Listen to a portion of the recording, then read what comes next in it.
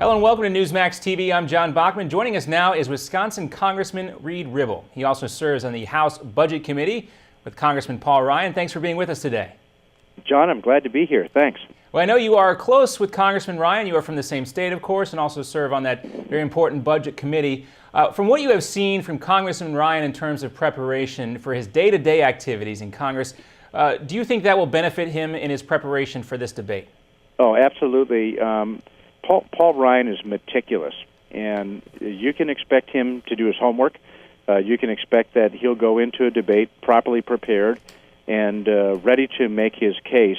But remember, he's not making a case for Paul Ryan tonight. He's making a case for Governor Romney to be president of the United States, and he'll be ready to do that. There are a couple ways to look at this debate in respect to which person has more pressure on him to perform. Vice President Biden, of course, is tasked with making up for President Obama's dismal performance last week. But on the other hand, Governor Romney set the bar pretty high for Congressman Ryan. Who do you think is under more pressure to perform in this debate?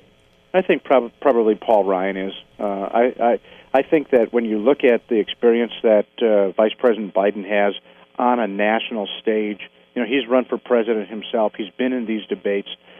He debated Sarah Palin in the last election. He's got an awful lot of experience, and so that's going to naturally put the pressure on Congressman Ryan.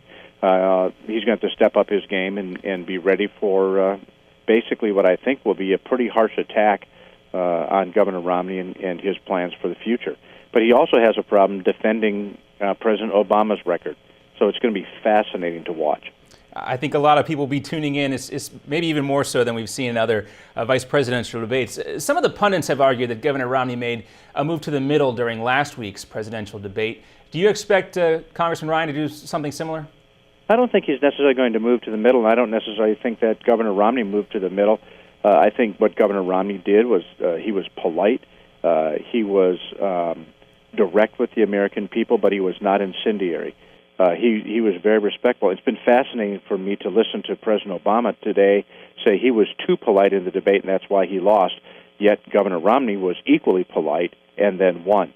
And so the president's loss in that debate was based on a lack of ideas and no pure, clean vision for the future. Governor Romney was able to state his, and I think that's why he won.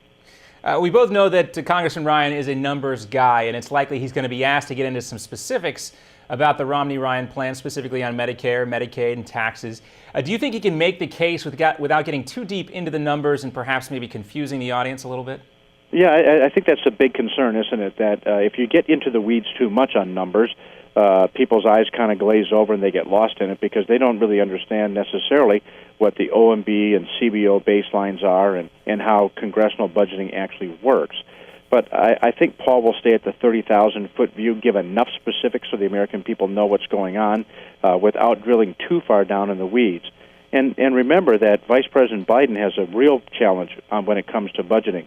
There's been a lot of attacks on the Congress for not doing anything in bipartisan fashion, and yet the Congress was able to come together 414 votes to 0 to defeat President Obama's own budget. That's what Vice President Biden is going to have to defend. And perhaps that's a preview of what we'll hear tonight. Congressman Ribble, thanks so much for being with us. John, it's been good to be on. Thank you.